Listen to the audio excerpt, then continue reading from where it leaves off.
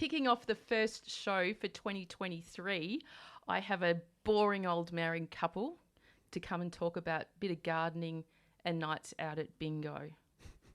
Did I get your attention? Just jokes. Now, people who know me well will be aware of my passion for thoughts about what you can do rather than what you can't.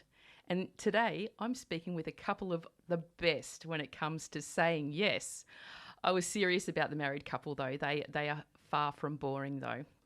Mr. and Mrs. Robinson, amongst many things, have been turning up at Ability Works Australia. They're an award-winning social enterprise employing more than 150 people with a disability and those who are socially disadvantaged.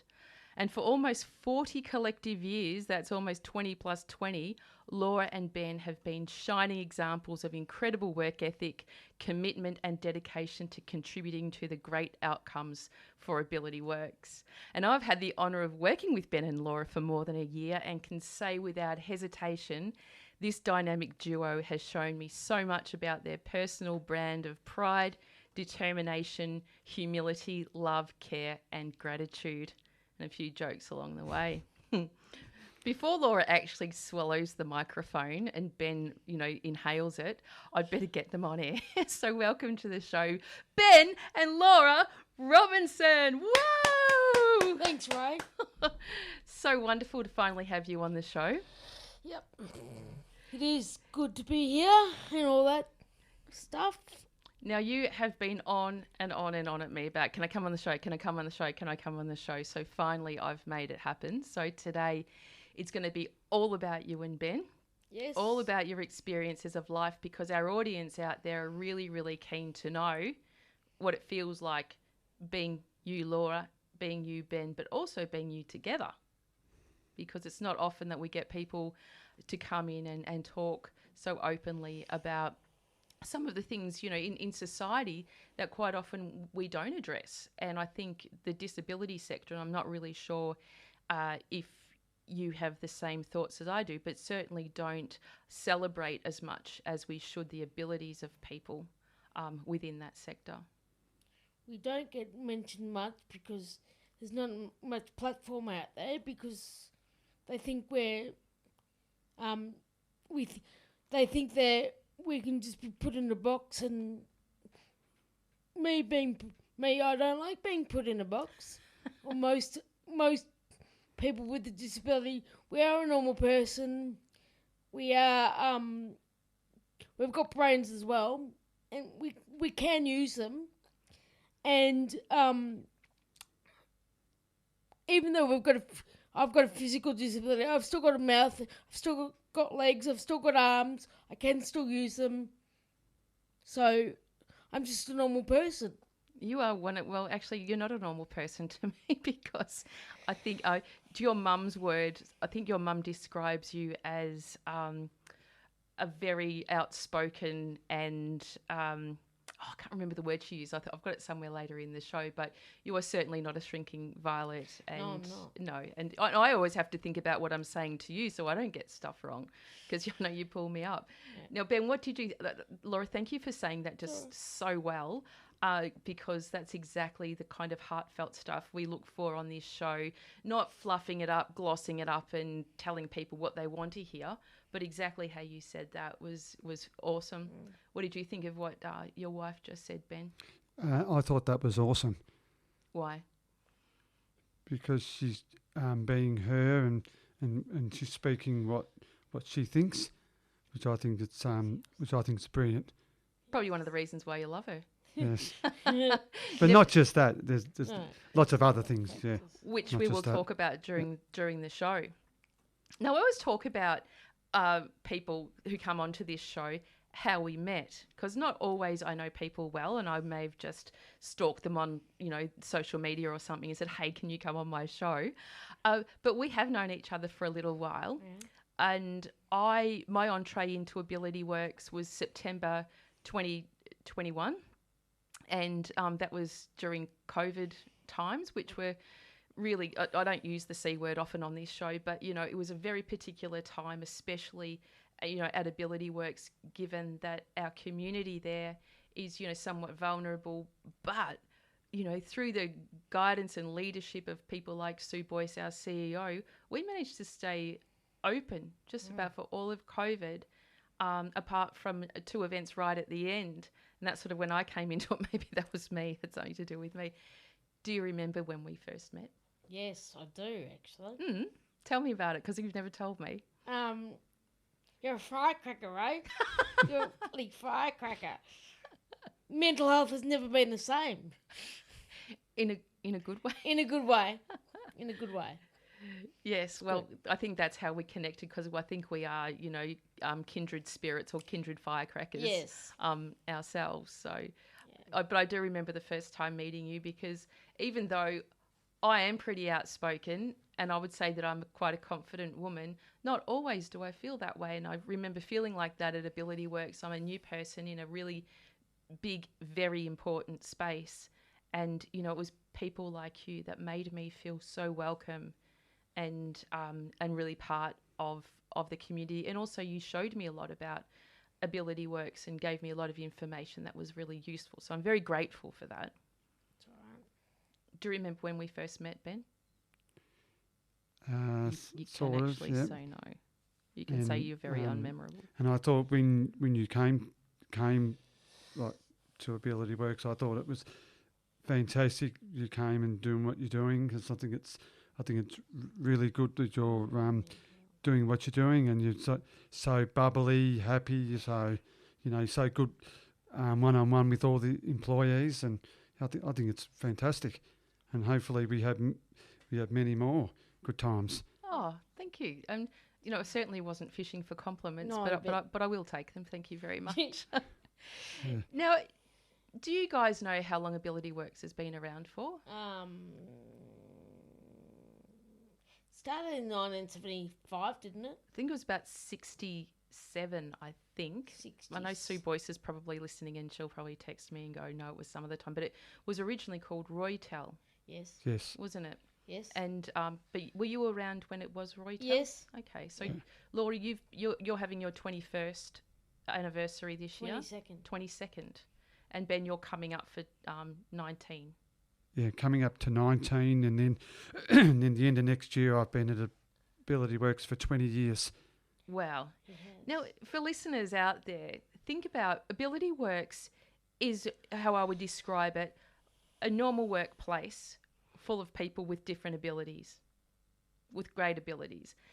And, you know, they function as a normal business. It's a commercial business. So people like Ben and Laura come in every day who perform tasks or work on jobs for outside people, for outside customers. So there's real pressure on these people to actually perform high quality, fast, efficient, effective work for customers who pay Ability Works for that service. So it's not a place traditionally like in the past where assisted employment organisations might have people with a disability and not really challenge them too much in work, whereas Ability Works are really, really big on creating an environment where people who come into Ability Works can also build their skills to a capacity where they might be able to go outside into mainstream employment. So it's a really good space for people who might have some barriers to employment to get some confidence, to get some skills, and then move on. But in Ben and Laura's case, that is also a gateway for them. But so many people at Ability Works have been turning up. I mean, you guys are relatively new compared to some people. Some people, you know, have been there for, 50 years, 45 years. What keeps you turning up? The people, the staff, the environment, the work. Tell us about the environment. It's a happy environment. It's sometimes challenging, sometimes confronting. Sometimes it's a bit monotonous, but that's what every workplace goes through. Correct. So. I think, we can all attest to Yeah. that. And, but, it's unusual because we see, say, let's call it mainstream employment, people might spend, 2 to 3 years or 5 years max in a job and then be wanting to move on. And I guess, you know, what you've described about the environment, it's having that purpose, isn't it? So when you wake up in the morning, Ben, on a work day, because you guys work 3 days a week, Yes. Yeah, 3 days. Yeah. what gets you out of bed to get you to Ability Works? Going to see all my friends, seeing the great staff, and just to enjoy the work that I do at Ability Works. I really love getting up and doing what I'm doing at Ability Works, and have something to do. Get up, something to look forward to doing. Also, you know, my observation of you and Laura in the workplace, not only because you've been there for a long time, but you're leaders. You lead by a great example. You get there early. You apply yourself during work times. And I know, Ben, you put a lot of pressure on yourself to move really fast through your work, but also produce really good quality. Why is that so important to you? Because I like to make sure that the work's at the top standard for our customers, so then we can keep getting those same jobs. Because if we don't do good quality, then they might say, "See you later. When we're not happy with you, we'll get someone else to do it." Correct. So I like to make sure it's good quality and good presentation, and then we'll keep getting that return work, which is very important. You know, I love that you're saying that, because I'm picturing you on the latest job that you're working on, which has sort of started last year and has continued over Christmas because there's such a demand. Can you tell us about that particular job? The Vidigo. the Vidigo that I Yep. do the crackers. Yeah, So let's tell the story, right? So what is the product? it's like chip crackers, Yep. and we do that for Costco. Yep. Costco, and it goes into Woolworths and Coles supermarkets. Yeah. Yes. So for our people out there who go, oh, I still can't picture what it is that you guys do at Ability Works. So if I'll start you off, right? So Ben's described little packets of chips that need to be repackaged, don't they? Yep, repacked. So Yep. if you imagine is there 4 varieties? Like Yes, 4 varieties. 4 Yep. flavours? Yep. So through our amazing engineering people at Ability Works who design workspaces especially for people with limitations, a workspace is designed and broken down so people with varying levels of ability can actually work on that line. So the Vidico line, describe what that looks like and what happens. So we've got like a conveyor belt thing, and we've The got conveyor belt, yeah. yeah, and then we've got like 4 different tables, and people are there, and as the chip box comes in, everyone's got to put their own. They've got there's a chicken variety, a potato one, And a- cheese one, and a and barbecue one, yeah, isn't they've got to. Talk So it's a into the repack sort of job. Yeah. So we've got to put them in, and then so we've got to take it out of the old box, and then we've got to put it into their box that we've been given. Yep. And then it goes down the end of the line, and then it goes through a tape dispenser and then taped up in the end, and then at the end of the line you've got to put a best before sticker on it, and then tape up best before sticker, and then it goes onto and then stacked onto like a Shep pallet. Yep. And then the truck comes and picks it up and off it goes. And off it goes, and then I have to take it away, and then it goes onto the pallet wrapper ready to be wrapped and goes into the store. That's all right, because you've learned extra skills, haven't you, in pallet wrapping, and you do the pallet wrapping? Pallet wrapping, and I do the trolley jack. Yes. I move all the pallets. Yep. Yep. So what Ben is describing is a production line like you would see in any kind of factory setting where there's a whole range of people doing various parts of the process. How many people do you reckon would work on that line? You probably got about maybe about 8, probably 10 people. Yeah. 10 people on that line. Yeah. And I go down there and visit and have a chat, and I'll pretend to eat all the chips or, push stuff off the conveyor belt just to make life a bit interesting for you. But when you go down, there is such a feeling of joy and collaboration of people working together, really enjoying what they're doing and having that objective to get, at the end of the day, guess how many, what's the record of how many boxes you've done? The highest we've done is about 15 pallets, and we're supposed to do in a day. In a day, and the total of pallets that we're supposed to do is 12 pallets a day, and we've been going over that target because we're so good and we know what we're doing, you know. Yeah. So our supervisor Reem has been very happy the way we're going with that. Yeah, she's a wonderful supervisor. And we also have to do 44 pallets in a week of that. Wow, that's a lot of pressure, isn't it? So we started on Monday, and it's got to be finished by Thursday, and then Friday the truck comes and picks it all up. And I understand Vidico or Costco are very happy. And they're very happy. And how much joy do you feel when you go into a Costco or a Woolworths and you see the end product of your work? Oh, I feel very happy to see that we've actually done that work. What's on the shelf? Yeah. Thanks you did that really well, Ben. I really loved hearing how you told that story, and it was really, really colourful. And I'm going to now move over to Laura, because Laura and Ben, even though they're married and they work in the same place, they don't want to work in the same space as each other because that could be dynamite. So Laura has her own areas of specialty, and two in particular being Transurban and Department of Defence. Can you talk to me about, first of all, what you do? What is Transurban? Where we process all the e-tags for cars and trucks and like commercial vehicles and things like that. So tell me the process. So somebody doesn't need their e-tag anymore. They put it in the post and they send it to wherever, and it comes to Transurban, and then it comes to us. So what happens first? We get the mail bags from the front desk, and then we open. Some people open 3 or 4 openers, depends on how many bags of mail. Come into our little section. So you open the mail. We open the mail. And there'll be a little e-tag in there. Yes.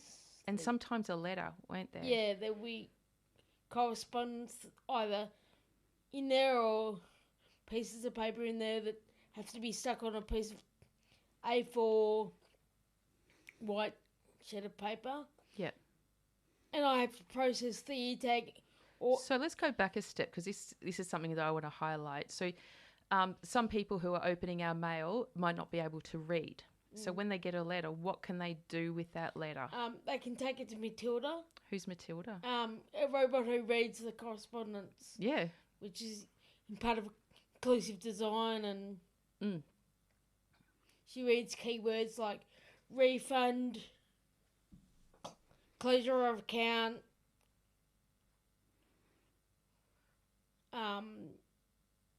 refund, closure of account, and I can't think of the other 2 words at the moment. But yeah, that gives people the idea. Yeah. So Matilda will read that, and that will decide where that e-tag goes. So when the e-tag ends up with you, Laura, you're behind a computer, aren't you? I am. And what do you do with the e-tag? Test it on the computer to check if the battery's flat or still working, or goes into reuse, set for disposal, or quarantine, or warranty claim.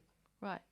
And how long did it take you to be able to master those kinds of, I guess, distinctions? About 2 weeks. Yeah. And how long have you been working in the Transurban space for? About 3 years. And do you ever find it boring? No, never. Because there's always something, when you're testing an e-tag. There's always something different to look at. You don't know what's going to happen. No. And, again, listeners, when you go into this space, and look, anyone who's interested in coming for a visit down to Ability Works to see what it looks like, feels like, sounds like, you might have somebody who might have a barrier to employment, who might be, I guess, participating in the NDIS. Perfect place to come and explore whether or not, it could be a place for you. But we have a whole range of robots in that space, don't we? Yes, we do. And so, again, through funding, through support of the community and the government, we're able to bring these resources in to enable people to have that purpose and sense of belonging, I guess, within the environment.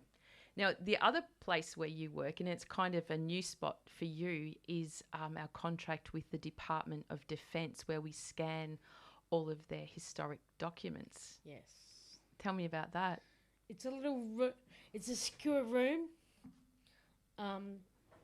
And it's a secure room where it's locked up at night, and only Australian citizens can go in there. Yep. Because you have to sign a confidentiality form and say you're an Australian citizen. And That's right, because the Department of Defence and the government, they're very, very particular about who touches our very, very special documents. files. Which is a bit of overkill, but that's the way it is. Yeah, that's. But some of them are very fragile, aren't they? Yes, Like yeah. very old. Yeah. What would you do with a document like that? You'd pull it apart. The first step is you take the staples out of it, check for dog ears, and Not dogs. not literally dog ears, but curls of I just paper. had this picture of, oh, there's a dog ear No, or a cat ear. not literally, Mm. but you have to check if there's any rips or tears or. But and then you put it through the big industrial scanners like photocopiers. Yeah. Yeah.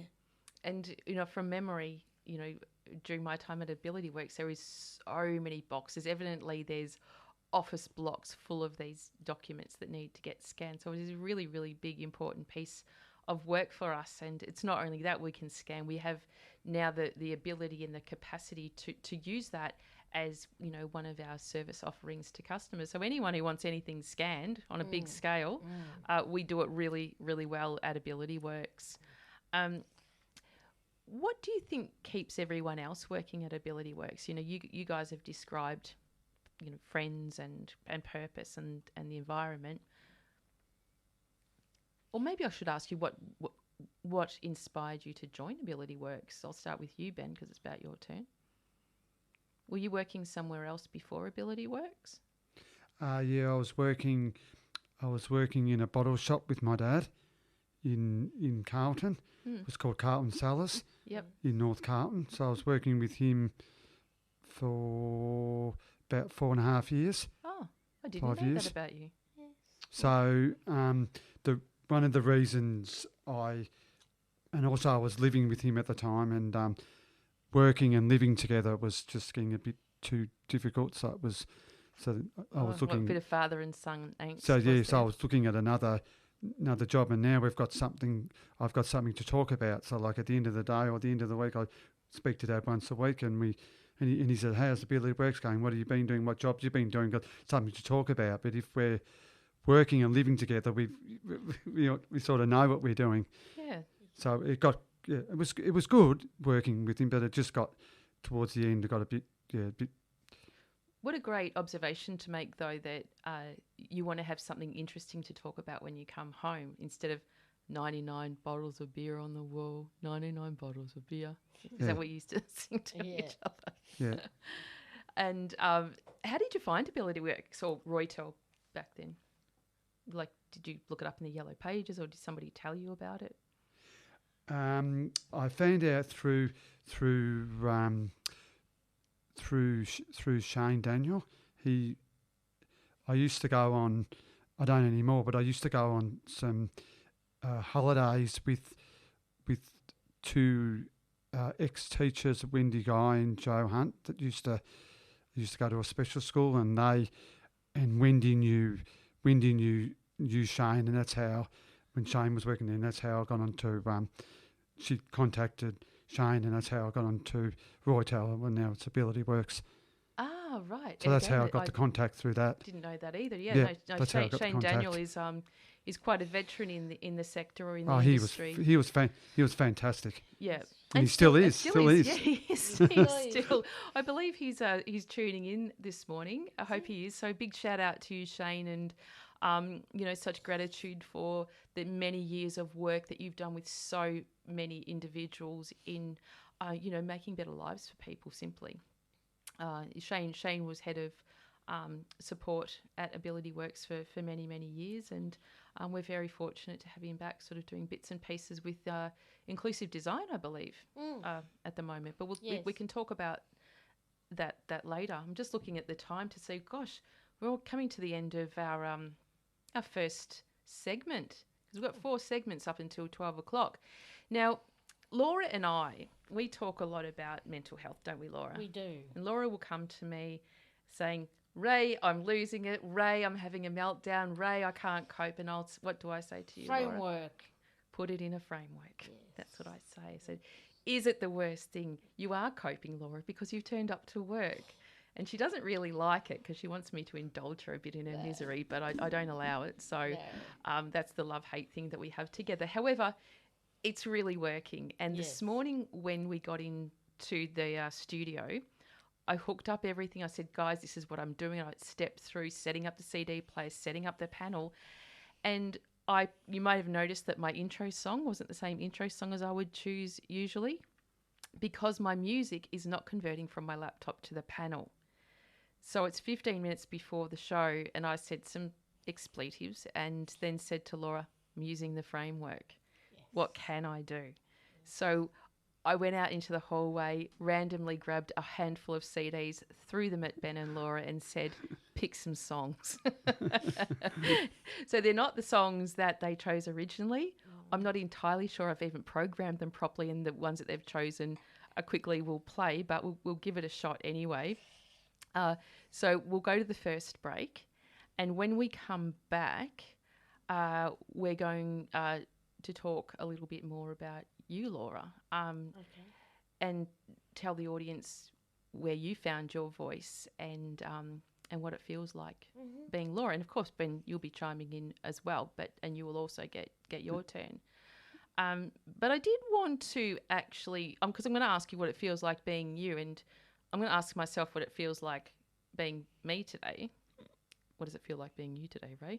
Well, this morning I had a great experience. At 7 o'clock in the morning, I met with this wonderful woman, Councillor Anna Chen. She's a councillor for the city of Manningham, and she's also the deputy mayor.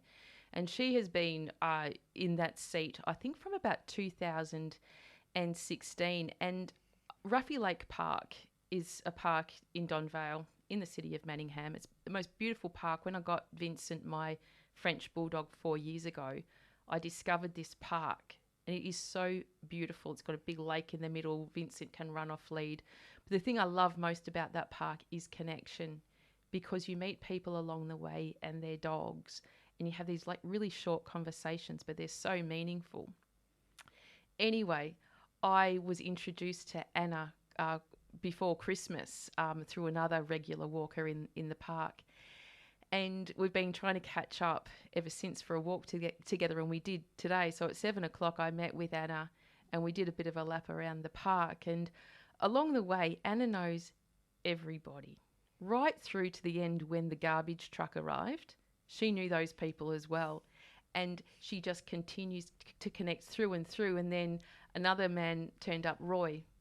And Roy is a great acquaintance of Anna's. And Anna said, oh, welcome back, Roy. And I assumed Roy had been in hospital or something like that. Turns out Roy's just been travelling around the world for about 3 months to places like Africa and going out into the wildlife. He said, I just wanted to pat a lion, but I didn't get to do that. So I was a bit disappointed. He's 82 years of age. So I just wanted to share that experience. And Anna, I know that you're tuning in, so thank you so much for being you and being one of those people in the community that does make the world a better place for so many. And she even showed me a paved path part in the park that she'd commissioned because she's concerned that people couldn't get their prams down there with their kids or their wheelchairs. So thank you, Anna, and I look forward to many, many more walks in the park with you. So we're going to go to the first song. I've got no idea what's in there because I just ran them in randomly. So we're going to give it a go. And we'll talk about it later. Oh, but what I can say is the first song I did have programmed for you guys was Simon and Garfunkel, Mrs. Robinson. So I'm sorry we can't play that today. We'll give it a go another time Yeah. when things are working. So don't go away. You're listening to 94.1 FM. It's 3WBC, and we'll be just 36 minutes past 10, and you're listening to 94.1 FM. It's 3WBC with Rae Bonney, and I'm joined by Ben and Laura Robinson, who are helping me unpack what it's like for people living with a disability. Welcome back, guys. Thanks. Okay. Now, we were just having a chat in the break and you were reeling off all the people who were listening in to you today. I said, well, why don't we do a bit of a shout out to kick off this next segment? So off you go. Shout out to all the people that you want to mention. My mother. Elaine. Yes. Hi, Elaine. My sister, Amy. Hi, Amy. My Otis, Ellie, and my Aya, Mm-hmm. which is my niece and nephew. Oh. Ben, My dad and my mum. what's your mum's and dad's name? My dad's name's Barry Robinson, Mm-hmm. and my mum's name's Sue Livesay, Yep. and her husband Mel Livesay, and my mum's sister Pam Newman, and my brother and his wife, which is Tim and Shannon, and my niece and nephew. And Are they all listening in today? they're all listening in today. Oh, big shout out to everyone. Thank you for tuning into the show. It's wonderful to have you, and wishing you a beautiful, beautiful day today. So we're back. And what about Ruby? Ruby at Ability Works. Yeah, Ruby. Right. She actually isn't listening in at the moment because she tells me, she's just texted me to say, ask if I could resend her a link, which I'm going to. This is multitasking, okay? So this isn't the framework. This is multitasking. So I'm just going to send Ruby that link again. And there we go, Ruby. You've got a link now, so we can give her another shout out when she's listening in. So Laura, Yes, right. what does it feel like being you today? And I'm going to get you to lean in more to your mic. And it feels very strange Good answer. because I've never sat in a studio being live on radio, and it's a different experience. Well, you wouldn't know it. I have people who are more accomplished in media than perhaps you are, who are a lot more nervous and a lot less eloquent. So you give you 10, maybe 11 out of 10 then for that. So what about coming into the studio today? You came in a taxi driven by your regular driver, Sam. Sam? Yeah.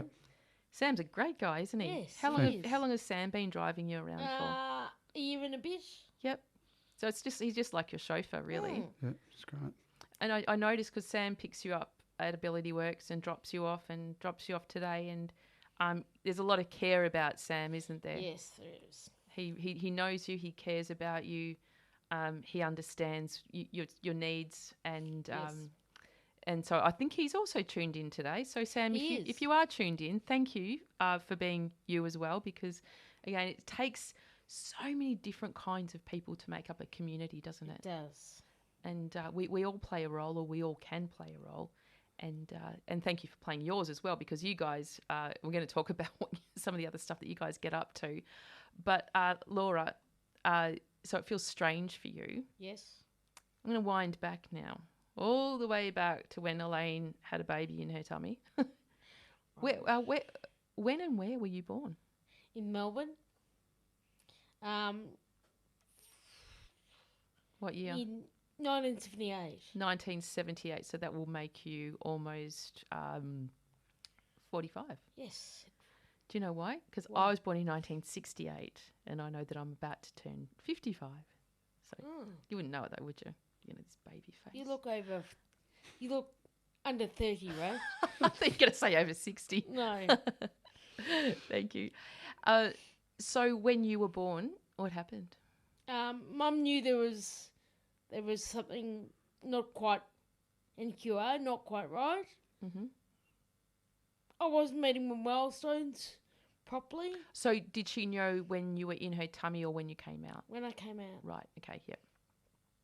She knew there was something not quite Yep. right. Yeah, so Because Amy's older than you, isn't she? she's younger than me. Oh, right. Okay. I didn't know that either. Yes, she's younger than that. Because I heard Elaine talking about raising you and Amy and how she raised you the same, Yeah, that you always had that drive just to be like anybody else. yes. And hats off to Elaine as well for actually giving you that chance to be whoever you wanted to be. Yes. So what was it like growing up for you? Challenging. I went to about 16 different schools because I just was they saw me as a different person because of the physical disability I had, but I'm just a normal person. Did people treat you differently? Yes. In those 16 schools? Yes. In what way? They put me in as an outcast.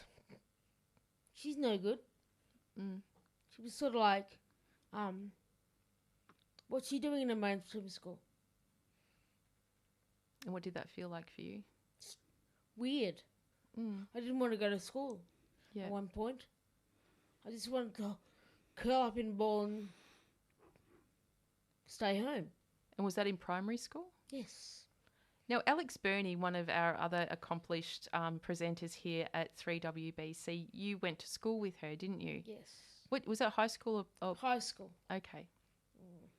So primary school, you went to a lot of different ones. Yes. Is that because you weren't being treated well? Yes. And did moving ever help? It helped the last school because I understood disabilities and. So was that a things. special school? Yes, it was. Do you wish that you would have gone to a school that was more aligned to your needs right from the beginning?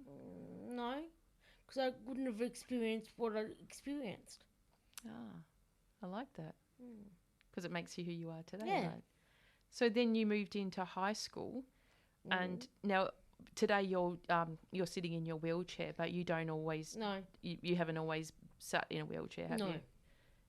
How have you managed? Like, were you able to walk? 3 crutches. Or my falsified legs, as my mother calls them. Falsified legs? Yeah, falsified legs. Put your falsified legs on. Oh, right. Okay. She So just calls them as falsified legs. So like magic legs? Yeah, magic legs. Oh, how cool. And it's like, I don't want to be treated differently. Yeah. As I want to be treated as a regular person. Yeah. Yeah. So. And was high school easier for you? Yes, much. And because one thing I know and love so much about you is your intellectual capacity to get across things and how you process stuff is, you're really smart. And we're going to talk a bit more about other things you guys do at Ability Works on various committees and things like that and how you contribute. But did you feel like you had more space to learn in high school? Yes. What was your favourite subject? English. Reading, writing, or all of it? All of it. Yeah. I did not like maths. Who does? I'm not a maths person. Do you know, I have this theory, right? I reckon, and again, this is generalising and apologies in advance to all those maths teachers out there, but I believe it's how people is taught maths that's the problem. I don't think people are necessarily bad at it. I think they have a bad experience of learning it and therefore shut down certain parts of your brain. Yes. So I think that we can do a lot more in maths because I think maths is kind of really cool if you like it. If you taught the right way. Yeah, exactly. So did you end up having more friends in high school and... Yes, I did. Yeah. And because of who you are and how you hold yourself, did you become quite popular? Yes. Yeah, I thought so. Yes. Did you go through VCE? Yes, I did. Modified VCE. Okay, great. And then what did you do after high school? Went straight to Ability Works. There you go. Yeah. Seamless. How did you find out about Ability Works? I did work experience there. Oh, and did you like it from the start? I loved it from the start. Fantastic. And where did you start working? In what sort of department? Like P&F. Yep. Which is packaging and finishing. Yep. Yes. It's all good. Yeah. Now, you mentioned before about how, that primary school or those difficult years where you felt excluded prepared you for other things. You had another really big event in your life, didn't you, with with the passing of your dad? Mm-hmm. Are you able to talk about that? Yeah. Yep. What happened there? He How died old, how old were you? 20. Yep. He died of alcoholism. Mm. Alcoholism, not a nice thing, but everyone has to go at some point. Well, yes, but I guess, you and I have talked quite a bit about not only your experience of losing your dad, but also the stigma around Yes. alcoholism and perhaps how if we approached it differently, there might be different outcomes. Because I told you I was watching a TED talk by this woman. I shouldn't say this woman. That sounds terrible, doesn't it? By a woman. Her name's Sarah Drage, and she, her father also died of alcoholism. And in this TED talk, which is really cool, she shares why she believes the stigma attached to alcoholism actually killed her dad, and she really challenges society's current stereotypes against alcoholism by drawing from her experience. And her story is so powerful and emotive around stigma reduction, and in sort of encouraging or changing that stereotype of alcoholics so they can recover more freely without stigma, rather than shaming them and labelling into silence. I mean, because it's such a shameful thing, alcoholics aren't deemed the same as somebody who might have liver disease or, something like that. We don't see it as a disease, we just see it as a choice. So for your dad, what was it like for him? Do you remember? I can't remember. So you don't remember seeing him drinking? I do, but I don't want to remember. I just want to remember the good times. Tell me about the good times. He took me fishing when I was 8 Yeah. on a little tinny. Did you have your falsified sea legs on? Did I? I think so. Yeah. Did you catch anything? We caught 36 flathead. That's a lot. Yes. Did you eat them? Yes. Flatties, they're nice, aren't they? We skinned them, we filleted them, we put them in the better. Yep. We fried them up. At home or on the beach? At home. What other memories do you have of your dad?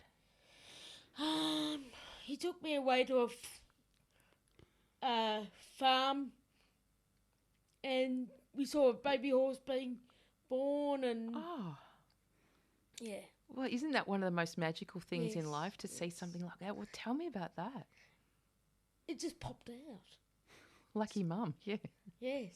Doesn't always happen like No, that. doesn't always happen like that. And isn't it amazing? Did the foal get up straight away? Yeah.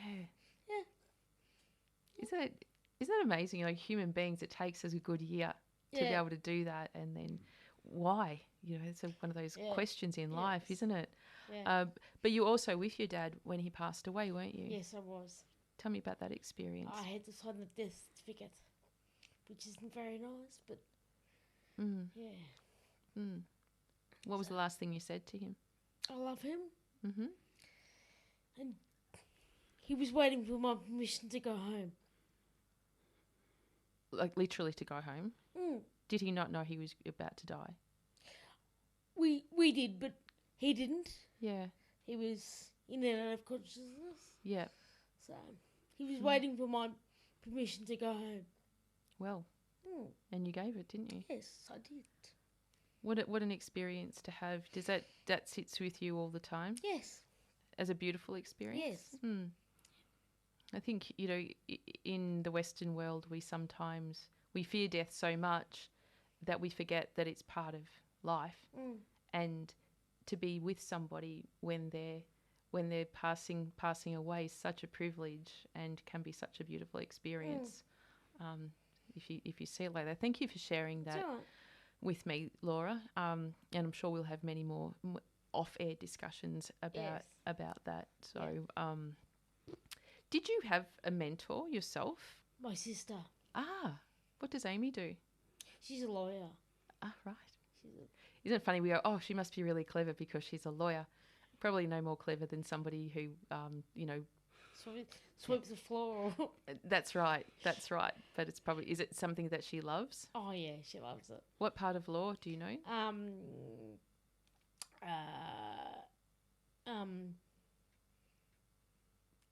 She doesn't do civil law. Okay. And what makes her a good role model for you? I look up to her Why? because You can't just say cause. she's just Amy's on the other end. She's going, why? Why, Laura? Why? Tell me why. a normal. She says she calls a spade a spade. Yep. She doesn't take any bullshit. Yep. Not that we're allowed to swear on here, but that's No, all but right. yeah, that's okay. She doesn't take any rubbish, Mm-hmm. and she tells us how it is. Mm. Well, I remember early on in the piece you showed me some photos because Amy's married, isn't she? Yes, You showed me these photos of Amy, and what's her husband's name? James. James, taking you surfing. Yes. Again with your falsified sea legs. Yes. And you were describing just how, excited they were and how patient they were and just how beautifully caring that they wanted you to have that experience. And of course, you being you're always going to, jump in and do that kind of stuff. Yes, Do you remember that day? Yeah. Mm. Yep. What beach was it at? Point Road Night in Anglesey. Right. So it wasn't at Torquay Surf Beach. No. But what a fantastic person to have in your life to always be encouraging you to fulfill all the things that you want to do. Yeah. It's really good. Now I have some other questions before we go to a break. And on that and on experiences, it's another thing that you and I share a common passion for, which is travel. Mm-hmm.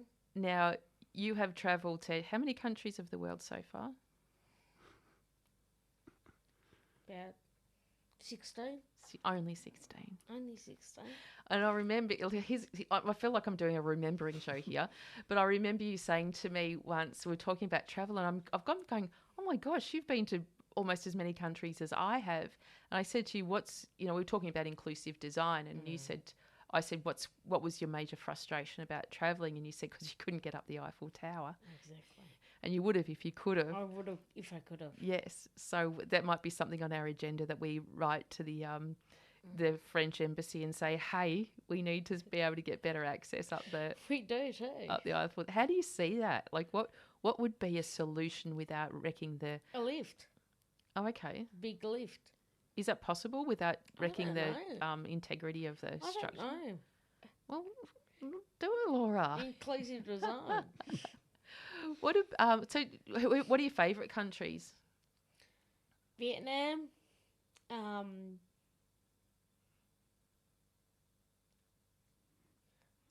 You're not mentioning France in this for some reason. France. You've been to America. Yes. America. What about in Australia? Have you travelled much? I know you've been to. Do you go to Byron Bay Yes. recently? Recently. Have you been to Central Australia? Not yet, Not yet. but I want to go. Yeah. And you're off to Bali. We are? Now, is this the first time you're going to be travelling without your mum? Yes, it is. So just you and Ben And my mother-in-law and stepfather-in-law and his brother and his sister-in-law and niece and nephew. Yeah, you can say that straight into the mic, Ben. You don't have to Yeah, whisper you don't here. have to. That's all. Now, because your mum has known you for your entire life, there's a certain sense of safety and security that you have with her being there when you're overseas. What is it going to be like just being taken care of yourself with people around you, of course? Lovely. With all due respect, With Elaine. all due respect, Mum, but bit of freedom. Yes. See what the framework's like over there. Yes, there was a framework. How do you feel, Ben, about going independently pretty much to Bali with Laura? Because you take a lot of care of Laura, don't you? Sorry, what was that again? Ben was just picking his fingernails. No, he wasn't really. We were talking about you guys going to Bali and you're going independently because Laura's mum's not going on this occasion. And I was saying you take a lot of care of Laura, don't you? I do, yep. I noticed the other day, and you wouldn't have known I saw this, but we were at Ability Works, and she had something on her trousers. It was just a little bit of stuff, and you walked over and you picked it off and put it in the bin. I thought, oh, that's so nice. He does that often. Yeah. Yeah. So how do you feel? Are you feeling excited about going to Bali? I'm very excited going to Bali. Because my mum's sister's daughter's getting married in Bali. Married? Yes, Right. that's the reason we're going to Bali. Yeah. And it's going to be a beach wedding. Wow. So, Laura, do you know if there's been plans made so you can get onto the beach okay? Yes, there is. Already thought of? There's already thought of. Oh, great. Okay. Great. Well, that's when do you go? August. Late August? Oh, Yeah. Now that'll come up soon enough, you know. Yes. We're already sort of well into 2023 now. Yes. Now, even in the time that I've known you both, you know, you've achieved so much, even though you've been at Ability Works for such a long time. But one of those things is the Employee Representative Committee. So this committee is so important at Ability Works because it's the voice for all of the employees. So the committee is made up of an elected group of people every year. There's a president, there's a secretary, and there's a committee who do all different kinds of activities on behalf of the collective of the employees. And I have the privilege of chairing that committee. And this year, Ben, what's your role? My role is I'm the president of the ERC. Yep. So, like you said, I've got to represent all the employees at Ability Works. That's right. And Laura? I'm the secretary. That's right. So two big roles there. And me, being pushy, you know, no one's coming onto this committee and not doing stuff. And Ben, can you describe to me your responsibilities over the last 12 months and what you've achieved on that committee? Because remember, the first thing I said to you was you'd need to be speaking on behalf of your people. And so you started writing a report, didn't you? Yeah, so I have to write up a president's report once a month, explaining like all the kind of things that we do at Ability Works, the kind of jobs that we do, and yeah. And you present that at the meeting, don't you? And I present that at each meeting. And it also gets published into our newsletter. In the Ability Works newsletter. Yeah. And I really enjoy that because it means that it involves. Before we didn't have that role, but now I think it's really good because it involves one of the employees to be able to do that role, which I think is great. It is. It's a real voice, isn't it? Yeah. And you know, and Laura being secretary kind of backs you up as well. And I know in the early days she helped you write your report. But the last one that I did it all by myself. So I didn't even need any help. That's right. So as I'm going along, I'm getting better and better. Yeah. So, and the Employee Representative Committee, we have some pretty big goals around what we can do to advocate for Ability Works. And I was rifling through my office the other day, and I found a letter that was written by an ex-employee of Ability Works to the Prime Minister of Australia, about wanting to raise the profile of supported employment and wanting to, it was requesting something around some funding. The Prime Minister actually wrote back, which I went, wow. And I could see all these letters going, this is a real opportunity for our ERC this year to actually get more in contact with decision makers here in Australia to get things that we really, really need, like a new lift or better access, or, you know, be able to implement some of the inclusive design that we're going to talk about later in the show. And so I'm thinking that's some of our objectives this year that will be passed through to the committee to advocate, which is really, really exciting. So, you know, again, people listening in, you know, places like Ability Works, especially Ability Works, you know, we're award winning. We've won a lot of awards around how our programs are designed, how our engineers design inclusiveness, our inclusive design, our social trading, all of those kinds of things. There's so many awards, I can't really reel them off. But check out our website. Just type in Ability Works Australia and it will come up and you'll see a lot more about what we get up to. Now, you and Ben, there is no doubt that you are social butterflies. Yes. Your mum Elaine says you will turn up to the opening of an envelope. Is that correct? Yes. Yes. It is. I know. I know. So tell us kind of about some of the places that you go to generally when you're going on social outings. We go to the tennis, and we go to Colours by Candlelight, and we go to... You go to a lot of theatre too, Yes, and we do. exhibitions. And we go to the movies. We go Yeah. to a lot of movies. What was the latest movie you saw? I Want to Dance with Somebody. Oh, was it good? Whitney Yeah, the Whitney Houston movie. Ben, honestly, was it good? Very good. Did you like it? Loved it. Oh, well, there you go. That's because I know that if Laura likes something, you go, yeah, it was really good. And then I'll get you later and you'll go, I almost fell asleep, you know. No, you didn't fall asleep in this one. How would you rate it, Laws? It was really good. It was like 100 out of 100. Oh, well, there you go. Well, I'm going to see it. I might go. No, I won't have time It to was go a and see it today. It was a bit sad towards the end when, Oh, you know, about it, because she died back in 2012, yeah, February 2012. yeah. But no, but overall it was fantastic. The music was fantastic. Mm. It's great. It's worthwhile going to see. Well, thank you for that review. We won't let too much away, but that's No. great to get feedback from people that know their movies. Actually, on that, speaking of movies and singing, how did you feel about the death of Lisa Marie Presley? Pretty shocked, actually. I was shocked. She's my age, exactly. I thought, wow, that could be me. Yeah, pretty sad. It's not Yeah. going to be you, right? No. Could be, but Well, yes, you know, somebody was saying to me the other day about, you know, privilege and, you know, money and things like that. And I said, all the money in the world and all the fame in the world doesn't buy you happiness No, it or doesn't. health. And I Doesn't. think that's an example, again, of, you know, people can become so affected by the way that they're raised in the world. And, you know, money and fame has nothing to do with that. But I know, oh gosh, we've gone right over the next. I thought we would be struggling to fill in time here, whereas in fact we're going over time. Before we go to the next break with gosh knows whatever song's coming up next, dare I mention the football? Oh. So we've got the Demons and we've got the Pies. Yeah.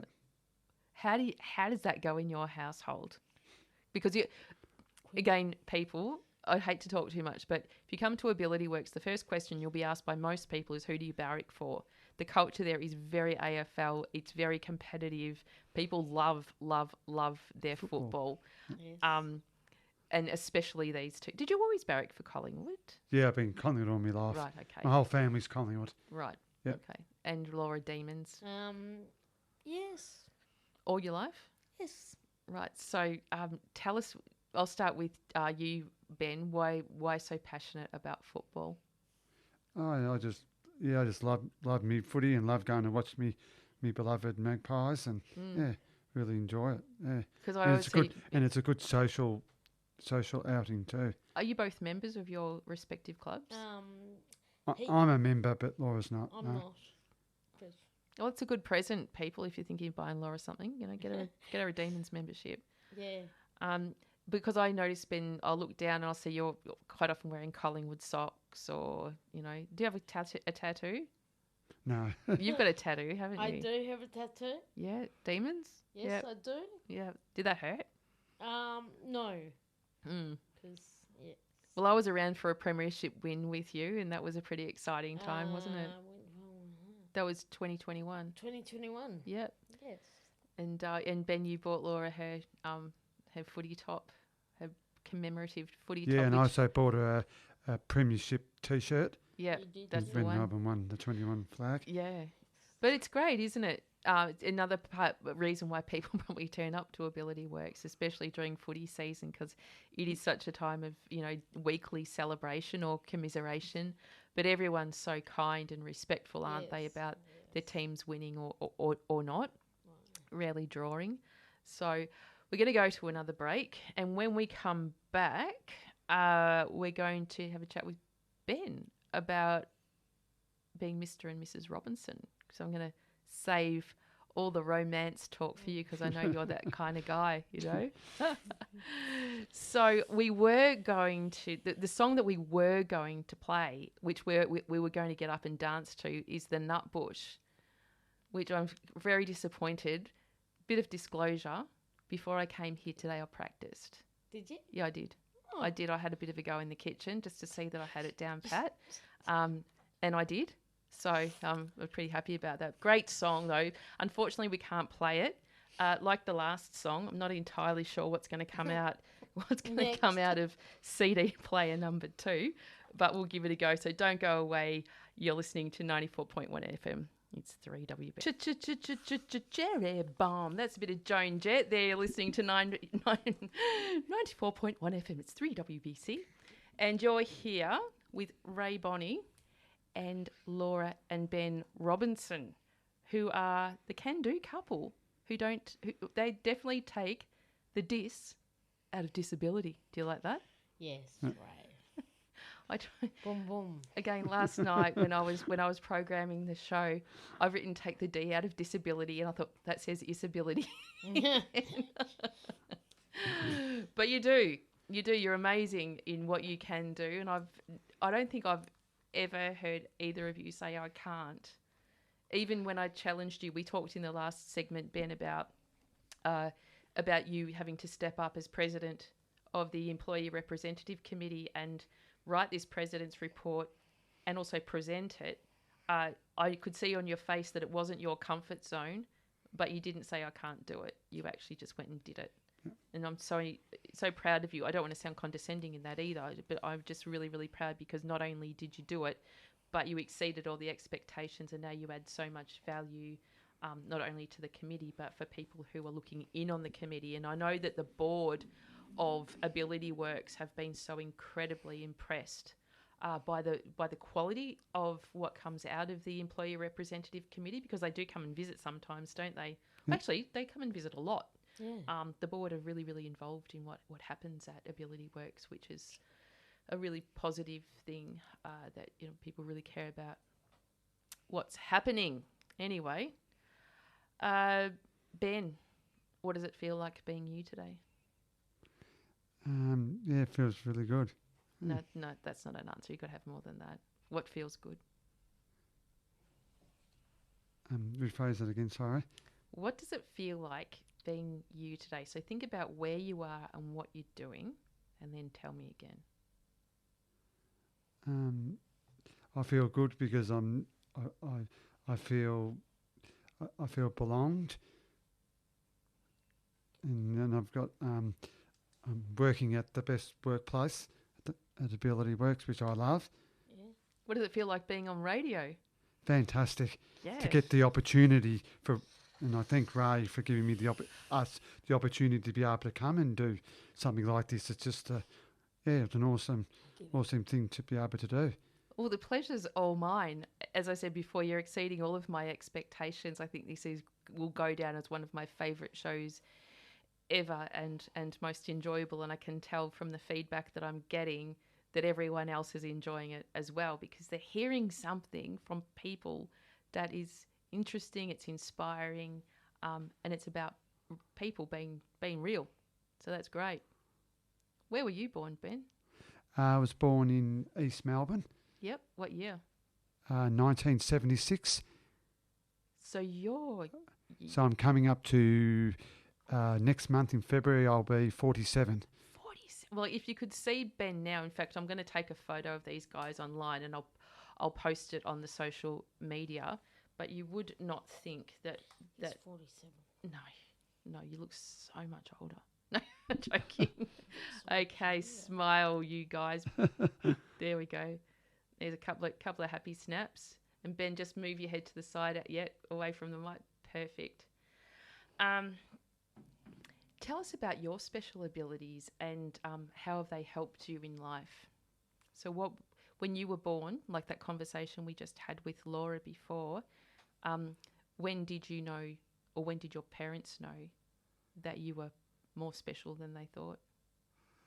When I was born, I'm sort of like, I'm slow sort of at learning. I had learning difficulties, which I found it, like at school, I found it really hard to be able to learn. So at school, I only did up to I did from year 7 to year 10, and then I went to went to a special school called Montague Where's that? in South Melbourne, Yep. in Montague Street. All right.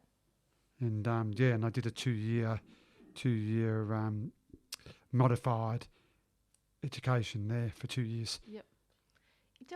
If I was going to get inside your head, and maybe you could too, to help us understand what it feels like being you, when you say you have difficulty learning, if I ask you a question sometimes and you'll have to say to me, can you repeat that? What happens inside your mind? Sometimes I don't. When someone's explaining something, sometimes I find it a bit hard to pick up, and I find it hard to I need people to explain something. Sometimes I find it hard to pick it up. Like, do the words all get jumbled up and? Yeah. So I ask the person, can you please explain it again? And then I sort of pick it up again. Yeah. Yeah. And are people always kind about that? Yeah, they're quite good. That's good. Because Laura, you have to be patient sometimes, don't you? Yes. Because you'll come to me and say, Ben's driving me crazy. Don't you? Yes, I do. So we did. Remember, we had that session together about active listening. Yep. Are you still actively listening to each other? Yes, we are.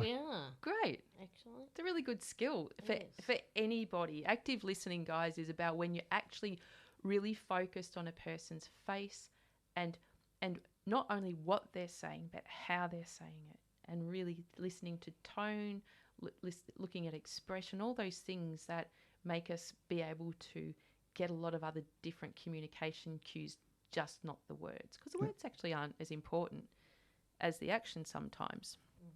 But thanks for sharing that bit, Ben, because it really helps people sort of understand, what it might be like being a version of you. What did you like most about being a kid? About be able to being here and having the opportunity to be on live radio. When you were a child, When like you when were you were a a little child. boy. when you were a little boy. What was the best thing about being a little boy? Did you play sport? Yes, I used to play. I used to do little athletics. So I used to do, like shot put and running and high jump and all those kind of activities. High jump used to terrify me. I used to think I'd just get like winded on the bar or something. But it was a lot of fun. Yeah. A lot of fun. Did you go away on family holidays and things? Yep. Went to America, and I was only. This was before Laura. I was only about 11 years old. I hope it was before Laura. Yeah, You're I only hope 11. And that trip was awesome. Really good trip. Where did you go? I went to Disneyland. Oh, tell us about that. That was awesome. Yep. 11-year-old boy in Disneyland must have And going all the rides and Yeah. that was really good. Were you scared at how big it was? Yeah, a little bit. Mm. And then I went to Disney World Where's that? In Florida. in Florida. Yep. Yeah, because they got two Disneylands, Oh, one in LA. Is it? LA and then Florida. Right. Yeah. Florida. Florida's the real one, isn't it? I think so. Yes. Yeah. Mm. And I went to the Universal Studios. What did you see there? And that was mainly like how they produced, like do movies and all that sort of thing. Was there a movie set in motion when you went there? No, not when we were there. Mm. No. And so, oh God, what an experience that must have been. So when I asked you what was your favourite thing about, being a boy growing up, and you sort of didn't know, I mean, what kid gets to go to Disneyland? Not many. Where else have you been? been to Queensland. Yep. I've been to, like I'm going to Bali this year, but I've been to Bali about 3 times. Mm. I've been to Thailand, Malaysia. I've been to Adelaide.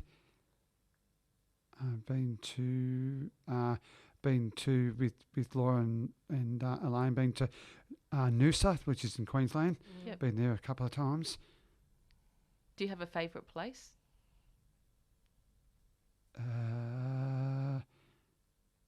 Not really. They're all fantastic. Yeah. They're all good. Yeah. You're grateful to go anywhere. Do you remember your first day at Ability Works? Yeah, which was back in August 2004, which I did a 4-week work trial, and it was a bit. At the beginning, it was a bit nerve-wracking because I didn't know what to expect, didn't know what to do, and I was a bit nervous, and the people and that. And then after I did the 4-week work trial, Shane rang me up about a week later and said, "Oh, love your work, love what you're doing. And then would you like to become permanent worker at Ability Works?" And then I started early September. I come permanently it was Roytail back then, but Yes. now Ability Works. Yeah. And now I've been there 19 years later. Wow. So, yeah. What keeps you turning up all the time? What makes you... Obviously, I did ask you before, but for people who've just tuned in, including another one of our amazing employees who I know is listening in, that's Ruby. Thanks for tuning in, Ruby, and persisting with getting through on the website. But I guess, Ruby's one of your friends. She's our best friend, yeah. What makes... No, I'm very close to Ruby, yeah. Yeah. Well, it's just, we've got a good relationship, yeah. She's just very good. She's a very good citizen of the world, is Ruby. Kind to boot and smart, and she's an amazing worker. We're so lucky to have Ruby. Did you actually have a mentor or an idol growing up? Like somebody you looked up to? Pendles? Yeah. So Pendles on your wall in your spare room. Oh, yeah, and I had your mentor, Nathan Buckley. Nathan Buckley. Who doesn't love Nathan When Buckley? he was, back in the day when he was captain of Collingwood. Yep. And a very good footballer. What do you like about Bucks? Oh, he was very good. He was good player, good media sort of person. Very good. Yeah. Spotlight, yeah. Because Laura mentioned, her idol or her mentor is her sister Amy. Is there anyone in your life that has really helped guide you and take care of you? My brother, he's been very good. What's his name? He's been very understanding of my disability and what I can do and I can't do. So what's his name? Tim Robinson. Is Tim Robinson tuning in today? Yes, he is. Oh, good on you, Tim. Thanks for that. Tell us what makes Tim an awesome person. Well, he treats he treats me the same As who? as everybody else. Like just because I've got learning difficulties and stuff like that, and I find things hard to understand, he helps me with all that. So it's very good. What does Tim... And he's always had to put himself second, and he's always put me first, which is very, very big thing of him to do. Wow, what which a great makes person. him very special. Do you know what? I'm sorry, I'm talking over you. I just get so excited sometimes. But the world talks so poorly about people, and we're always talking about what's not happening or, how terrible people are. But we're not talking about people like Tim and Amy and, you and Laura, who are really good people who actually lead really meaningful lives and, sometimes compromise their own stuff to support others, which, that feeling of being helpful is a great thing also. So I think we should be talking more about these things. So what does Tim do for a job? He works for Dan Murphy's. Oh, right. Okay. So you guys are like working in the liquor industry. Yeah, he worked at the same Yep. same place that I worked at, Carlton Sellers, and now he's continued that on, and now he works Yeah. works at Dan Murphy's, but he doesn't work in the shop part. He works in the office sort of part Yep. and does the website and their website and all the the paperwork and business side of Dan Murphy's. Well, I'm So- sure Tim was very, very busy during COVID. There was He was very very busy during very busy. COVID. yeah, and he Yeah, loves he it. would. So yeah. Well, that's great. So big shout out to Tim again as well. How do you think this is? I want you to concentrate on this question because there's a lot in it. How do you think supported employment has changed since you started at Roytel almost 20 years ago? There's been a lot of staff changes. I think I mean more the kinds of things how you're treated, how you're supported.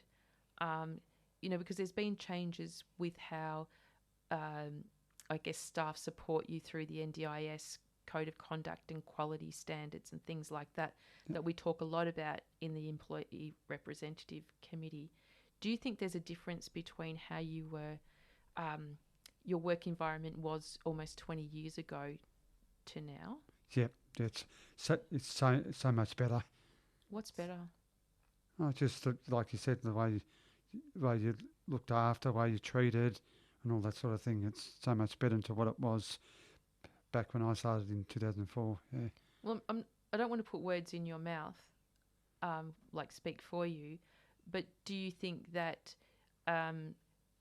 you're more of an equal in the workspace with support staff? Say, for example, that you're valued and empowered to be kind of independent working rather than really looked after too much? Yes. Does that make sense? Yes. I don't think it even made sense coming out of my mouth, but Yeah. what do you think, Laura? We're more included, and we're more worthwhile. It might take us a little bit longer, but we still get paid the right amounts, and we've still got a job out there somewhere. Yeah. And again, I don't have as much experience as you guys do, but I know that our focus is very much, as I said before, about empowering, enabling, and accountability. And accountability means you have that sense of purpose and responsibility to fulfill the obligations of whatever it is that we set out to do. And I think that's kind of been a little bit missed sometimes in supported employment, that it's like children, raising children to not think that they can do much. They can. I mean, I've raised 3 kids and they have no choice but to pick up after themselves because I just don't have the time because I'm doing other things, and nor should I need to anyway. You like I said, when you put your mind to something, you can do anything. Correct. You Can do, not can't. No. Now, so I'm up to one of my favourite all-time questions because I'm a hopeless romantic. Just not my own romance because that's dead in the water. But tell us about falling in love and getting married. So you started at Ability Works. Did you meet Laura on the first day? We started off when I started at a Roytel Ability Works, that we were just friends, and then sort of we went on a holiday together with a tour group called Flying High Tours. We went on a holiday to Fiji. Oh, I thought you were going to say like a holiday to Dalesford or something. Oh, that was another holiday. no. But not you two, Fiji. Yeah, off you go. So then sort of developed and thought about for a month or a few months later we sort of got connected, and we sort of and fell in love. Wow. Who said the love word first? That was me. Yeah. I think. You talk right into the microphone, please, miss. Okay. Right in, pull it up. Okay. There you go. That's better, so we can hear you. None of this little sidebar nattering. Okay. So do you remember when Ben said, "I love you"? Yes. How did that feel? I was gobsmacked. Yeah. Yeah. Gobsmacked because like you just wanted to run a mile, or No. Someone's actually paying me attention. Had you had a boyfriend before? Yes. And had somebody else said, I love you before? No. Wow. No. So there it all started. So that was 2004. Four. What happened next? And then and then the year later, I think it was 2005, we got engaged. Mm. Was that Yeah. exciting? Yeah, very exciting. Did you have to go and ask, Laura's mum? Well, she was actually on a bike ride and she didn't even know. And then she got back and she said, and then Laura goes, I've met a guy called Ben, and he said, Ben, and we're engaged. So Elaine didn't know about you until you were engaged? No, she was on a Victorian bike ride. Great Victorian bike Ride. But she'd met you before? No. Ah, Well, how Never. long was she on the bike ride for? 10 days. 10 days. But you'd known each other for a year before you got engaged. Yes. But she had met Ben before. Wow. So. Well, there you go. What was her response like? Was she happy for you? She went, oh, she was a bit surprised, but Yeah. no, yeah, at the end, yeah, she was very happy. Yes. Yeah. Wow. So that's a bit of a whirlwind. So then you got engaged. Then how much longer was it until you became married? It was 2005, 2011. We got Mhm. married, April 2011. And if anyone's seen this post on social media about this show, on either Facebook, LinkedIn, or Instagram, you will see a beautiful wedding photo of Ben and Laura. I did ask Ben and Laura to send me their favourite photo of themselves for social media. Guys, you sent me a photo that was so blurry of you in a pub somewhere, which It wasn't a pub. It was actually was a brewery. was a winery that one of our trips we went on that we went to Byron Bay. I think you must admit the photos that I put up were Much better. Much better. So Yes, yeah, they yeah, were that's all right. That's all right. Sometimes I just have to take control. Yeah. But I've actually had the privilege of seeing your wedding album, which is incredible. You both look so beautiful. What was the best part of your wedding day? And you can both answer this. The whole thing about being together and having everybody there, like having all the family, relatives, cousins. I had my people from Sydney came down, and yeah, it was just a very special day. And where did you get married? It was at the Boulevard Oh, right. in Studley Park Road in Kew, Mhm. which is not far from Ability Works. Yes. Yeah. So and we got married on a golf course. Oh, on Yarra Bend. Yeah. Oh, I'm playing golf on a there golf course. for George's birthday, my son George. Yeah, and we had a red carpet where Laura had to. She wasn't in her chair. She got out of the limousine and she actually walked. She was just amazing, and it wasn't even even grand. It was all bumpy, and she was just amazing. What was that? Was that terrifying, Laura? No, because I knew the end result. Yeah, but walking, like I can't imagine Is it? all that the walk and everyone's watching you. I know. You That probably was a bit scary. you're but, probably in your element, were you? I was, Mm. but I don't think Mum was. Why not? Because she didn't want to give me away. Oh, right, she wanted to hold on to you. Yes. So what did you do? Just slap her away and say, I just went, my time to shine, Mum. "Oh dear." Yeah, and then we had her wheelchair waiting at the end because obviously she got a little bit tired, and Yeah. so she had that later on as a backup. So And the reception, did you do plenty of dancing? Did you have the Yes. nut bush? Yes, we did. yes, we have did, and the we walked into the reception. Like the song we couldn't have before was "Please, Mrs. Robinson." So we Yep. had that song as we walked into the reception. Bit Yep. sexist, really, isn't it? What Yeah. about Mr. Robinson? You know, it's all about the girl, isn't So it? we actually had the reception was at the venue. Yes. So because a lot of we places didn't have to people move. have the wedding ceremony, and then they have to go off somewhere else for the Yeah. reception. Yeah. So it was all at the one place, which was great. Yeah. Yeah. So we didn't have to sort of travel Go anywhere. It was all anywhere. there. So what's married life like? Because it's, what is it, 10 years? 12. It'll be 12. 12 years this year. 12 years. They've been married 12 years in April. 12 Yes. years April. What's the best thing about being married? oh, it's just having someone that you can be with and to love, to have somebody that, you know, to share things and do things with. Because you have a lot in common, don't you, Laura? Yes, we do. You've got your footy, all of your envelope opening events, travel. What else do you have in common? Movies, eating out. eating. I remember, again, my remembering project of Laura and Ben. When I first knew you, I said, what did you do on Friday night? And you guys had cheesels and champagne for dinner. We did too. I shouldn't say that, We really. did too. But I thought, wow. And I think the first thing I said, did you put them all on your fingers, like No. the cheesels? No. But I thought, yeah, well, that's celebrating life, isn't it? Cheesels and champagne. Yeah.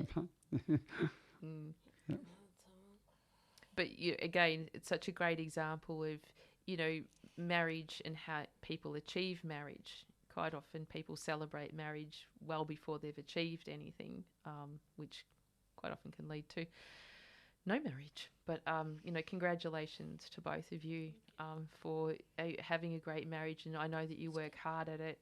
And, it's not always easy, especially during times like, lockdown with COVID, where it's really difficult to be mobile and, thanking goodness he still had Ability Works to come to during that time because, the Department of Defence and also Transurban being essential services had to happen. So we're really fortunate to have that. And on that with Ability Works, and there's something I know Ben's really keen to talk about it and Laura's been so heavily involved with, and that's our inclusive design area at Ability Works. Laura, can you describe what inclusive design means at Ability Works? It's more publicity for Ability Works. Well, inclusive design is when an organisation or a service or somebody exterior has a problem, for example, around, we'll use tram stops. How do we design tram stops that are inclusive for everybody? So we generally start with a community who requires more than just what's being on offer. So Laura, you've been very heavily involved with organisations that build tram stops to talk about what do you need in terms of access, how do you want it, so lots of those different projects. So I'll ask the question again, what is inclusive design? It's where an organisation comes to say Ability Works and works out how we can design tram stops better or train escalators or train ramps or just the accessibility of public transport for people in wheelchairs or people in prams or scooters or things like that. So how many of those projects have you worked on? So Laura will go and basically consult to these organisations, giving them advice on what's best practice. Isn't that right? It is. I've worked on about 6 to 8. Yep. And how does that make you feel when you're involved in something so important? Yeah. Special. Because I'm getting a voice. I'm getting my voice heard. And making change for other people. Yes. So one might assume, as you're tuning in, that this is about people with a disability, but when we approach inclusive design and create better ways of accessing things, that also has a knock-on effect to the whole community. So if you imagine access onto a tram with a wheelchair is made better, that also serves, parents with prams. It helps people who just might have tired feet. Sue Boyce explained to me once about, access into cars. Like I've got a 1989 BMW, which it's just got levers. It's got nothing fancy at all. But with our newer cars, you find that you can just use a fingertip to open a boot. So who does that help? It helps people who've got lots of groceries, or it helps people who might not be feeling well. It's not just people who are living with a disability. So whatever Laura is contributing to is actually including everybody. So it's a great part of our business and really, really exciting that we can be part of, literally making the world a better place. Who was on the side of a tram recently? Me. You. Yeah, I was. What number tram was it? 48 and 109. The 48 and the 109 tram. They're not running. It's finished No, now, is it? finished. Finished, yes. So we've Ability Works were very lucky to be part of a tram wrap project where Ability Works was featured on those two trams for a few months and 3 months. 3 months. And Laura was one of those people. Did you get a lot of feedback on that? I got so much feedback. Yeah, like what are you doing on a tram? What are you doing on the tram? What's it advertising? Did you go for a ride on it? No, Oh, I missed out by yeah. a couple of weeks. I know quite a few people from Ability Works did ride the tram, and I heard that somebody actually had a picnic on the tram, which was really nice.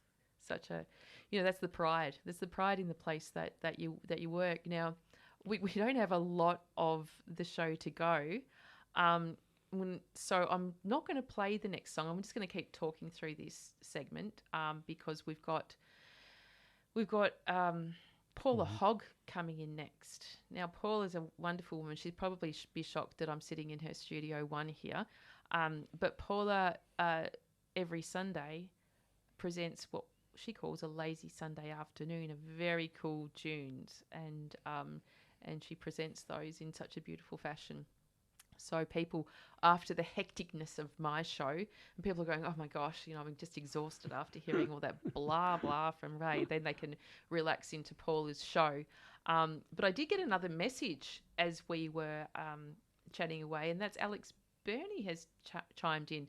If you've just tuned in, Alex Burney is one of our amazing presenters here at 3WBC, and she went to high school with Laura, ironically, or surprisingly, or not surprisingly, whichever way you look at it. And she said, hi, Rae, love the interview. So short, sweet, but powerful. Thank you, Alex. And thank you for all the work that you do. What's your friendship with Alex like? I mean, when I say like... I never see her anymore. It's so good. So good. I never see her anymore. Well, maybe you should. Yes. Maybe you should make a time to catch up. Yeah. But it just goes to show that the community is very small and it's very supportive. And I love that there's so many people tuning in today, supporting you guys in your stories and your examples of life, which, in the last 2 hours, I can't believe it is gone so fast, so fast. I do want to just mention, as I do on all my shows, sometimes discussions that we have could bring up uncomfortable feelings for people that are tuning in. So please remember, help is there. Here's a few options for further support. Lifeline is 131114. That's 131114. You don't need to be in a crisis to access Lifeline. I know I'm a Lifeline counsellor. I've not done it for a long time, but if you're feeling lonely, you don't have somebody to talk to, you just need to connect with somebody. It is a wonderful service, Lifeline. So access that. As I said, you don't need to be in a crisis, and you might not even resonate with the person you connect with. That's when you hang up the phone and then you just start all over again. So that is absolutely okay.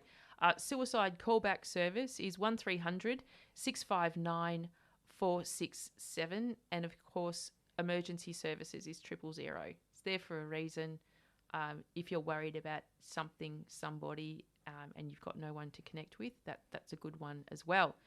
Now, I'll be back next month on Sunday, the 19th of February, to chat with the one and only Dr. Peter Larkins. Now, Peter Larkins is quite an amazing man. He's a former Olympic athlete who became a sports physician and a media personality. So he's done a lot of work in the AFL on the boundary, not only commentating about injury and things like that, but really attending to stuff. So he's a bit of a physician to the players. Have you heard of him, Ben? I have, yeah. Yep. So Peter has a lot to say about health, and he also has a little bit to say about men's health as well. So I'm particularly interested to hear about what his views are around improving the health of men and boys. So that's that. So what's up next for you? You've got your trip to Bali. Yep. What else is coming up for you in 2023? Well, we've got Bali in the end of March, early April, and then we're going. Bali in August, and then we're going away at the end of March, April for a week, going to Bendigo for our wedding anniversary. Because each year we instead of giving each other like an anniversary present, we tend to go somewhere for a week and somewhere to go and something that we can actually do together. Wow. And it's not always the same place each year. It's Mm. a different Somewhere place each different. year. But we didn't do it in the two-year COVID because we couldn't travel. Yeah. But now we're starting that up So again. it's just champagne and cheesels like the Yes, last yeah, few yeah. years. No, but this year we're going to Bendigo at the end of March, April for a week And how do you get there? by train. All right. And I've heard V-Line, Dan Andrews has just announced that V-Line fares are going to be reduced. Yes, Yep. they are. Yeah, yeah. Yeah, So it's good. do you like the V-Line? I love the Yeah, and it's we love the only V-line. and it's only 2 hours to get to Bendigo from Melbourne. Yep. So it's, Oh, right. And then when you get there, what are you doing?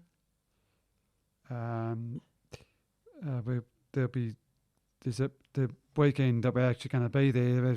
There's actually, my dad said there's going to be a festival on up there, Great.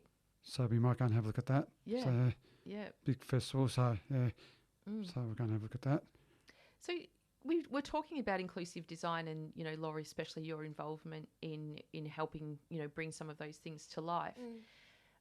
And you can answer this together or separately, but what, from a consumer perspective, and so that's you being on a train or in a hotel room or going to a festival, what things would you change about your experiences to make life easier for you? Ramps, Yeah? lots of ramps, Just ramps? and accessible toilets. Not enough of those? Not enough accessible toilets. So obviously I know how that affects you, but what do you do in the absence of those facilities not being available? Without being too personal, of course. You just hang on Yep. and find an accessible toilet when there is one Yeah. available. Or How much has things changed, sort of, say, over the last, say, 20 years, do you think? Have things improved? yes, I think so. I mean, from my perspective, I can't imagine going into, a public bathroom where there aren't facilities for people with other needs. It's terrible. Well, but there's more of them, I think. Yes, Now. there Than are. there used to be. Now. There has to be. Yes. In a By law building, now, they have to have a disabled toilet. Yeah. In Yep. every new building there has Yep. to be a disabled toilet Yeah. or an area for a disabled toilet. Yeah. What about people's attitudes towards you when you're out in the public and, you might need to access something that has more support? Are people kind? Yes, they are. Do you ever get people that aren't? Occasionally, Yeah. And how do you manage through that? I yell and scream and say, Of course you do. I don't like when people use a disabled toilet when they're able-bodied. There you go. That's a really, really good one. And we often cop that when we go. Me and Laura, we're going to town or something for the day, and Yeah. there's someone. Laura really needs to go, and someone else is using it. And they can use a normal toilet. Yeah. Yeah. It's really Yeah. Yeah. I think that's great because we're not so thoughtless, aren't we? When we go, I just need to go, there's a toilet, I'll go, not thinking that there would be, there's probably going to be somebody Prams who really or needs it. who really needs it. Yeah.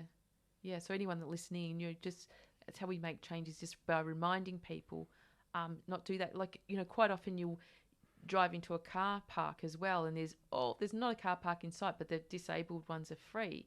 Don't park in them. no. And people just park in there That's and right. they're haven't even got a disabled sticker. Yeah. Because it's not about just convenience for somebody who needs that car spot. It could be an emergency Yes. that Really somebody needs to be park accessed. there. Yes. So the reason we have these facilities is to improve the lives of people that need it, and also it's a safety thing Mm. as well. So don't underestimate the importance of facilities that are specifically designed for people. So here's a question. And you know this because I sent it to you. And I'll start with you, Laura, and you'll get to lean into the microphone because it's important.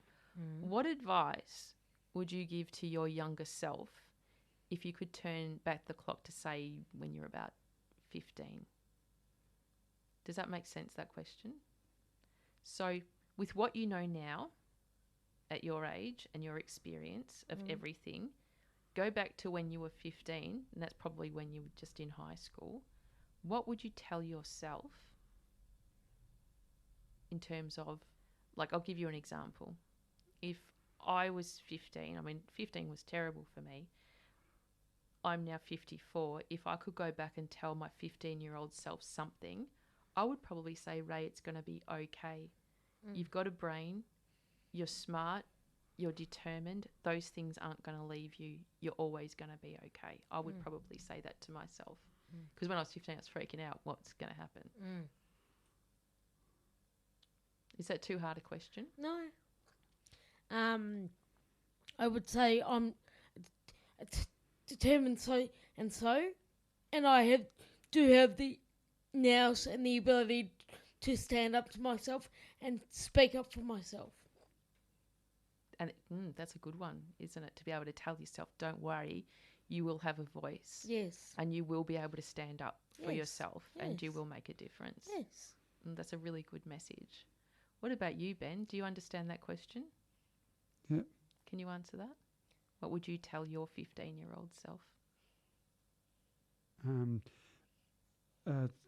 Like Laura said, I've got like I said, it's got a voice. You can speak up, and not anyone to tell you what to do, how to do it, when to do it. You know, I'm me. You know.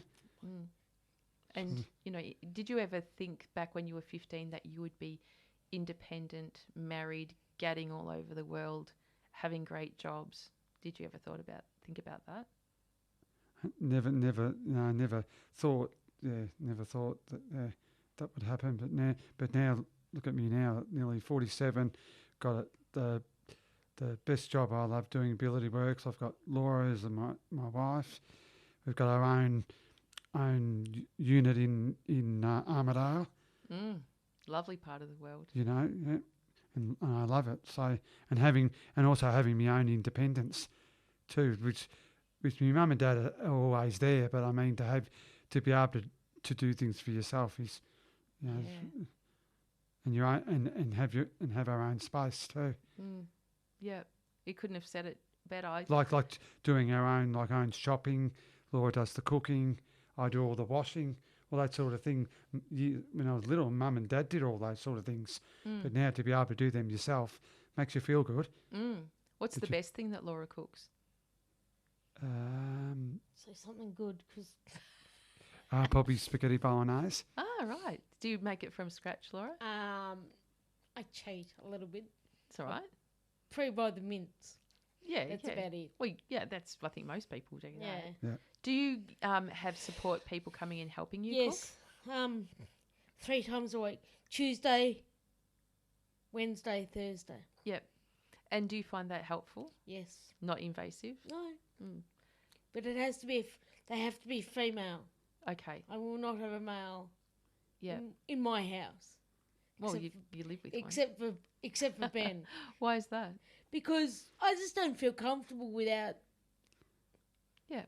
Doing personal care and Yeah. things like that. Yeah. Well, that's completely understandable, and it's great that you have that self-respect that you can make those informed choices, and I think Yes. that's a great thing about.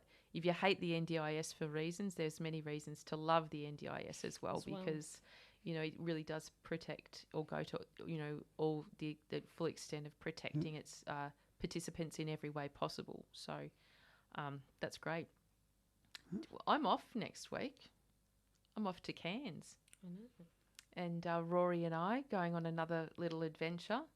Well, it's only a 5-day adventure, but I've packed a lot in as always. So we fly into Cairns on Wednesday morning at about 8 o'clock.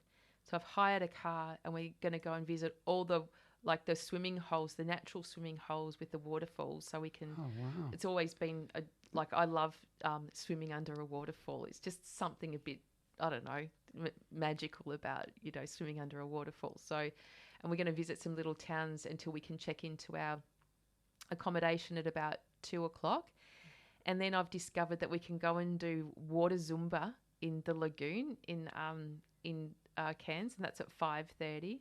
And then the next day we're going diving in the Barrier Reef. We've got 3 dives booked. So we're going scuba diving, which is one of my favourite things to do in the entire world, is be underwater. And the Barrier Reef is just so spectacular. So that's that day. And then the next day we're going to have a bit of a quiet day. It's raining all the time in Cairns, by the way. Every day is going to be pouring with rain. No, but again, you reframe it. It's warm. Yeah, It's warm rain. It's warm, so it's rain. So if you think, and I'm deviating a little bit here, but you think about rain, okay? Rain falls from the sky and we're going, oh my God, it's rain, get an umbrella, oh my God, everything's ruined because of the rain. But then, human beings every day, we get under a shower a couple of times a day. We jump in a pool, we jump in the sea, we're always getting wet. So what's the problem when it falls from the sky? Yeah, exactly.